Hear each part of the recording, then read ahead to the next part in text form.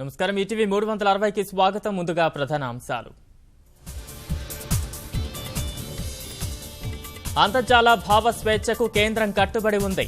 Icon అంతర్జాతీయ సదస్సు వేదికగా రవిశంకర్ ప్రసాద్ స్పష్టీకరణ. మరిన్ని అత్యాధునిక సౌకర్యాలతో త్వరలో టీ-హబ్2 ఏర్పాటు.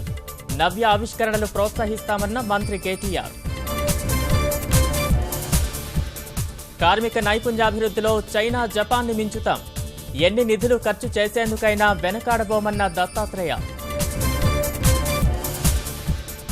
విష జ్వరాల పంజాపై 15లోగా సమగ్ర నివేదిక ఇవ్వండి. సిఎస్ రాజీవ్ శర్మకు మానవ హక్కుల కమిషన్ ఆదేశం.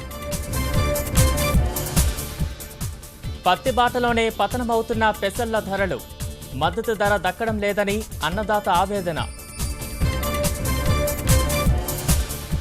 హిమాచల్ ప్రదేశ్ మండి ప్రమాదంలో 18కి చేరిన మృతుల సంఖ్య.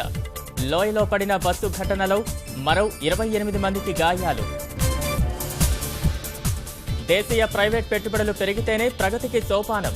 కార్పొరేట్ రంగానికి రుణాలివ్వాలని బ్యాంకులకు జైట్లీ సూచన.